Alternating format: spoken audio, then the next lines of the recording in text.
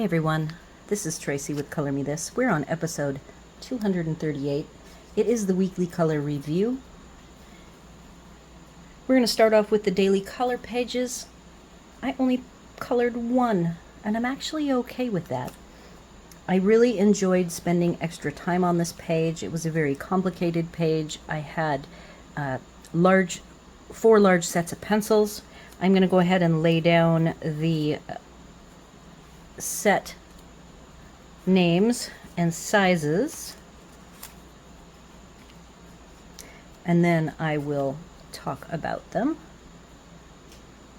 I have photography already taken, and will be at the end. You can see the finished page before I added the shadows, but after I added the gold, and then after all the shadows were in. I'm not 100% satisfied with the shadows. I'll talk about that in a minute. I only colored 5 days. I mistakenly said that I had colored this page all week, but on Thursday I took a day off from it. I ended up doing the Starjoy Gold unboxing that day and had already thought to take the day off of the daily color that day anyways. So, bottom left quadrant is the Kalour 180 color barrels. Bottom right, Prismacolor 150. I did them in the order that of size and the order that I am telling you what they are. Polychromos upper left 120 and Luminance upper right 100. The pencil set that I have the most experience with is the Polychromos. By far the most experience, but not necessarily coloring flowers, and I'll talk about that a little bit as well. Pencil set I liked the most. That's a tough one. Pencil set I liked the most, enjoyed the most to use. I'm gonna say probably the Kalour. It is a perfect pencil for a detailed page like this, and it's a very fast pencil to use. The other three sets, professional sets, much more tricky to work with, have a lot more capabilities, but then that actually translates into time. And so let's talk about the Kalours. The Kalour 180 color barrel actually is a duplicate set to another set that I already have owned far longer than this set. They do feel different enough because the cores, though the same pigments, same colors, same numbers, the core is significantly smaller with this particular set, making the work of getting into very small areas very pleasant. Whereas the black barrel set that has the 3.8 millimeter core, which is pretty much the size of the other three professional sets, they all have 3.8 millimeter. This Kalour 180 color barrel that I'm using, or that I used, has a 3.3 millimeter core, and I feel it is a very nice pencil to use in the Small Victories book. So I found when I did the flower, I did just the Kalour type coloring with it. Then when I popped over to Prismacolor, that's a professional set. Things work a little bit differently. Now, I know the Prismacolor is a smooshing pencil set, but it also has just a lot more capabilities than the Kalour. So after the Prismacolor was pretty rough. I'm not a very experienced colorist, so it really wasn't till I hit the Polychromos that the floral, this large flower, looked significantly different than the Kalour. So what I did is because of the way the Kalour pencils work, they are a quick to burnish, very buttery soft pencil, but they also fill up the tooth very quickly with the binder, so then you can't add any more layers.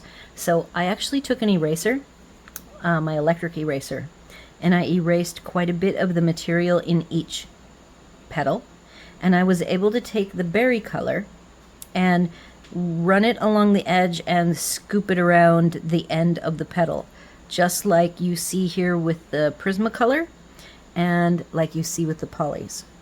So I was very pleased that I was able to take like a more advanced feature or an advanced way of working with the Kalour, and I was able to adjust the Kalours.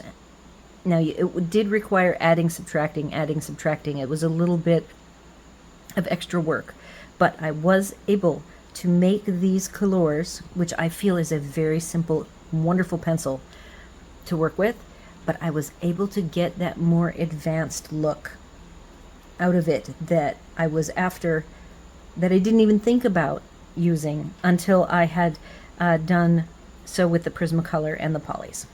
So again, these are very forgiving. You don't have to worry. Like, once you've burnished these flowers, then you can kind of gloss over. Like, I could be really sloppy with the green and not worry about accidentally getting any green into the pink and purple. And that's what I really like about these as pencils. And I really love the small core for working on the really delicate small areas. Moving on to the Prismacolor. Of the 3 professional sets, Prismacolor I have the least experience with. I'm also more intimidated by them because I know that they are a smushing pencil, and people like to take heavy pressure and just smush those colors together and call it done, and I am a light layerer. So when I was coloring with you guys, if you haven't seen it yet, but you go back to Prismacolor, you will see that I left it in a pretty rough state. I like to call it the ugly stage.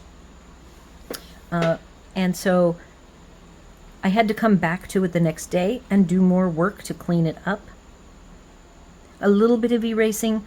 When I had gone in, I did it somewhat like the Kalour, which the Prismacolor, they're a great pencil. They're happy to smush. They're happy to do light layers. I really like that about them. And they really are less intimidating than I think they are. Every time I use them, I am really pleased by how they look, how they feel. The biggest thing for me is how messy they are. Down in this area, it wasn't so apparent, but over in here, I had to actually go back and do a ton of erasing. You can even see a little orange sticking out. When I was going through with my blue, I was coloring. I had quite a bit of red tone in here, so there was a lot of cleanup. So the Prismas end up being a little bit more difficult to work with than the Kalours because they do have this commingling aspect to them that, for me, I'm not really used to having to deal with. I will tell you that the Luminance also has the tendency to commingle and be a pretty messy pencil, so there was a lot of erasing to keep things looking really tidy. I did not focus on making each quadrant the same, by the way. I did go flower by flower, but I wasn't overly, like, with the colors being a little bit off, that didn't concern me so much. So like in the oranges, I see that the Luminance oranges that I picked are a little bit lighter orange than, even like for me, if I picked a quadrant that was the most vibrant, I think the Kalour wins for the most vibrant. What I like about the Kalour also, compared to the more professional pencils, because the Kalour fills the tooth in very quickly and very easily. Yes, you're done. That's a bad thing, but yes, you're done, and that's a good thing. So over here in the Prismacolor, because I was using the light layering method, and I had to be really careful in this center area, it took longer. And I really, this one flower, of all of the flowers, this flower to me still looks a little toothy. I am way more experienced with the polys, and that flower looks way more velvety smooth. It has its own issue that I'll talk about when I get there, but I really like how this flower was so easy to do with the Kalour, and see how beautifully these colors kind of like layer together and make a multiple colored pattern, almost like iridescent. I really liked that. That flower, that was the goal for this same flower. So I liked the colors available to me with the Prismas. The dark colors that I picked was a dark purple and a dark green. And those were the shadow days. So I colored for 4 days, took Thursday off, then came back on, colored 3 sets, came back on Friday, did the luminance, and then Saturday was my day to do the shadow. So going over to the polys, love them, love everything about them. I only had 3 color issues. It's a 120 set.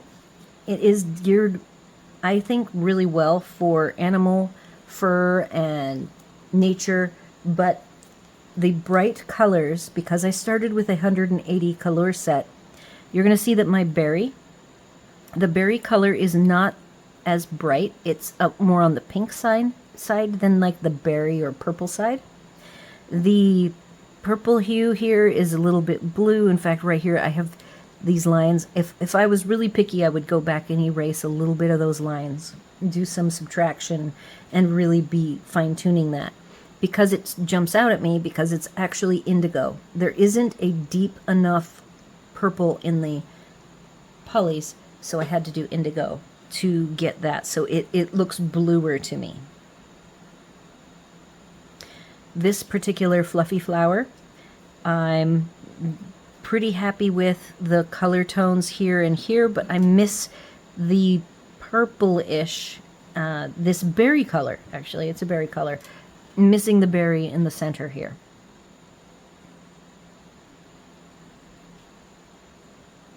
I'm just observing here. I'm pretty happy with these shadows, even though I did have to go with the indigo and then the dark green. These two, they look like pumpkins to me. They are also on the pink side. I didn't have a grayed lavender color. Look at how gray lavender these two and these two are. So in the floral tones, I was a little bit limited with the 120, but still was very easy to work with. Luminance took me the longest. It is somewhat like Prismacolor. They are happy to be smushable. They're happy to light layer. I love that I can light layer with them. They are the pencils I have used second longest, because I did get them and I used them with the animal portraits. But again, both of these are colors that I did not use back in the day. I had them, I just never used them. Some of them had not been sharpened until this exercise. So the luminance is messy. I had to do some erasing and be a little more careful. I only had 100 colors, so my orange, I didn't have my dark orange. Maybe I didn't pick a good enough dark orange, and I only ended up with 6 tones here for the I guess violet to purple. But I still think it did a nice job. This one here looks a little more finished than the Prismacolor. I think my favorite flower, though, is this Kalour one. Remember that I was mimicking the Kalour, so it had the advantage of being first. Shadows. I do feel like I went around too many flowers. I really should have. I liked that I left the top not. In fact, the exterior is not shadowed at all. What I should have done in hindsight is had the shadows be only on one half, because it just looks more natural that way. That's why this, to me, I look at it and has a little more of a cartoony, kind of an artistic interpretation, and that's okay.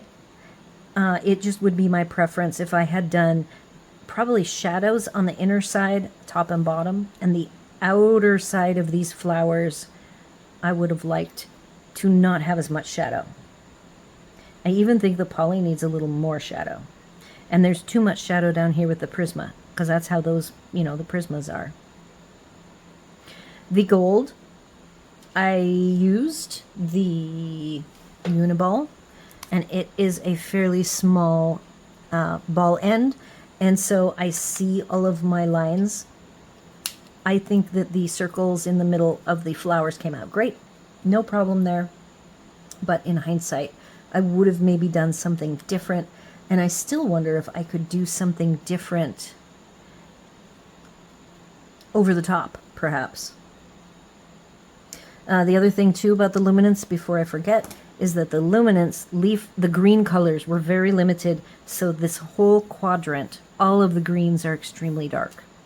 Now, what I could do, but I did, you know, I don't want to overplay these so much that I'm spending hours and hours. But yes, I could have taken and done subtraction like I did on the Kalour flower here where I fixed it to look like the other three. I could have done subtraction and I could have worked on every leaf, but this is just how it came out naturally using the three closest colors. It does not have an apple green.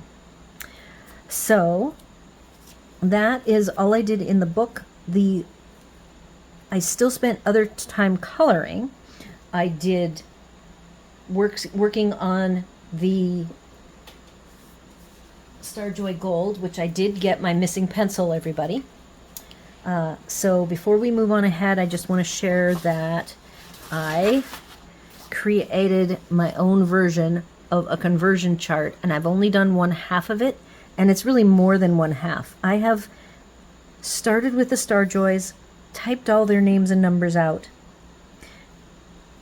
went ahead and did the swatch, and then I did another printout, so this is actually empty. So I can use this Starjoy Gold permanent swatch anytime I want to do conversions. If I'm struggling with anything, or I get asked to do a conversion, maybe there's a new set that comes up, but I am going to do the same thing now the other direction, where I print out and I color in all 150 Prismacolors. It will be my master, and I will be able to then do any conversion charts that are missing. I feel that the people who do conversion charts do an awesome job, just like the people who do color family order love to use their resources, saving me time from having to reinvent the wheel and giving me more time actually coloring. So this has all been scanned. All of these little washi tape has all been cleaned up. So I'm ready to post this to my coffee shop from the Starjoy Gold to Prismacolor. Next, I will take Prismacolor, do the master, and then see all these numbers are Prismacolor. So I already have probably 2/3 or 3/4 of the good conversions. So then I get to struggle through the not so easy conversions, and even some of them I will have to leave blank because there just will be this Prismacolor color that is not something you can replicate in the Starjoy Gold 120. So finished that. On to the next step of that one. The next thing I did is I have my next order of Holbeins to give me a total of 50. You see those here, they're all the brighter colored ones. And then the half colored is how I'm going to denote the Britfuners, because I'm putting them together into one swatch sheet. They will still live in their own 50 case. So I have a pink and a purple, and this one will say Holbein, and it will only have Holbeins in it, but I will have the matching color family for my blends and lights to darks will all be on this one chart.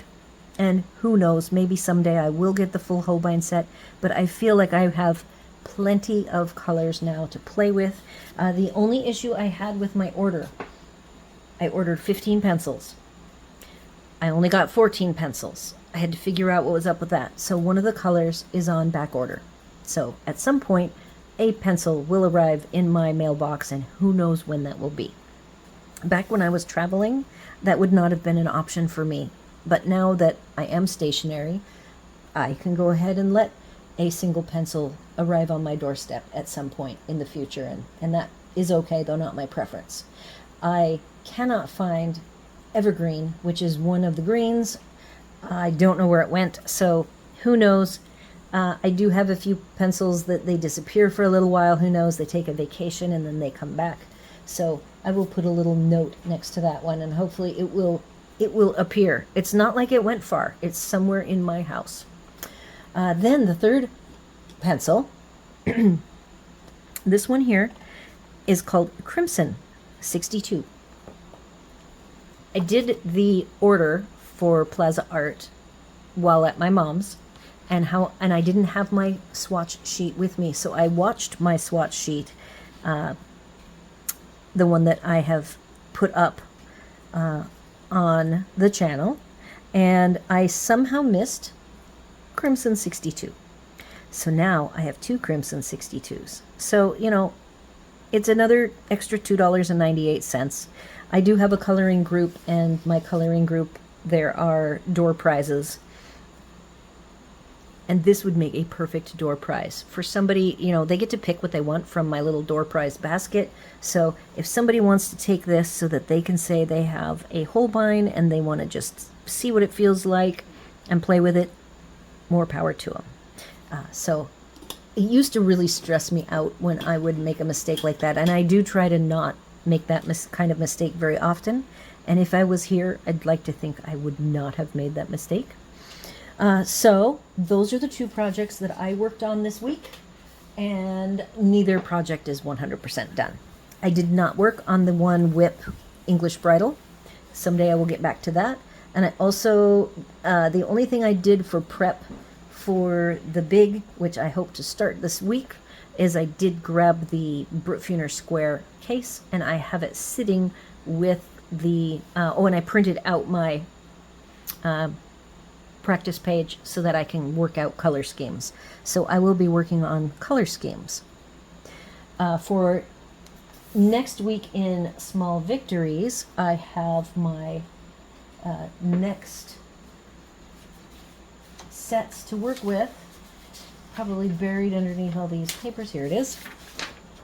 I moved around these two pages as if it was like a double page spread. However, they won't be colored the same because the top image is going to be colored with Derwent Drawing 24, which is a muted palette and only 24 pencils.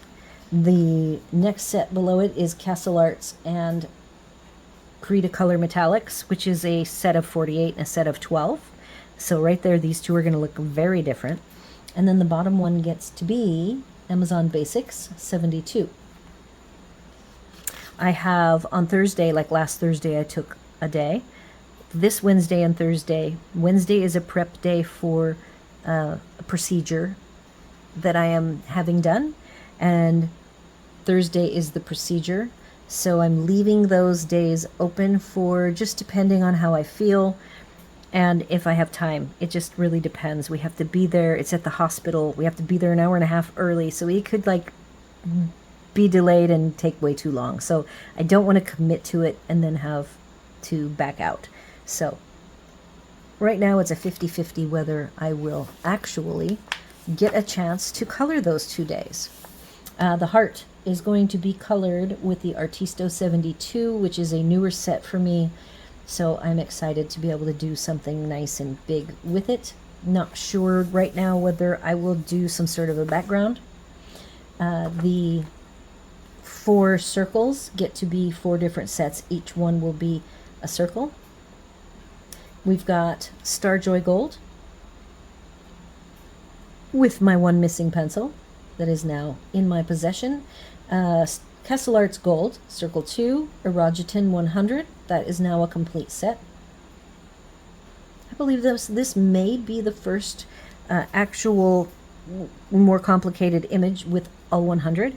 And then the final professional set that I own, the Derwent 100 Light Fast, will be Circle 4.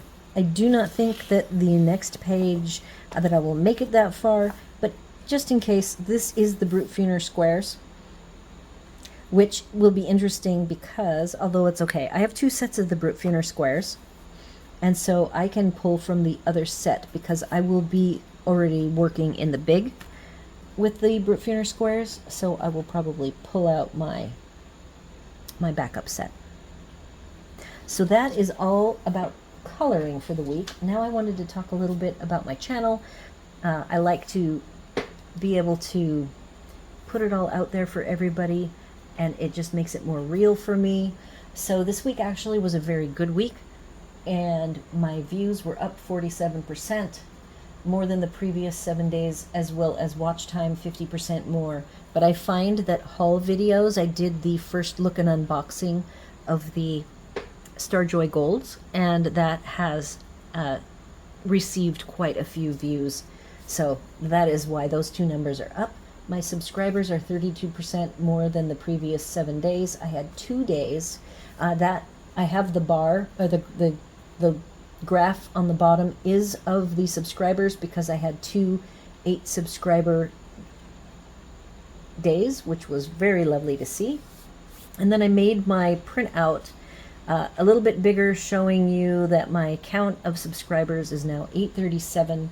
But I wanted to share a very exciting little thing that I watch. I don't know how important it is, but it just makes me feel good when I keep tab of the last 48 hours. It shows the views. I'm not so focused on the 519 views, but that my blue, each of those vertical bars represents views within a 1 hour period, and I don't want any 0 blue bars. I have 1 blue bar there that's very small, but I see the blue bar, so that's kind of fun. And then usually my top content tends to be the most recent daily colors, and so you'll see that the top 3 are the most recent videos that I put out, and that's pretty consistent for me. So that's all that's going on. Again, Wednesday and Thursday are wild card days due to some medical stuff. Other than that, I will be here tomorrow for the daily color, starting in on the using the Derwent drawing, which will be fun. It's a nice muted palette. Do all the YouTube things, like, share, comment, consider subscribing, and I will see you all tomorrow.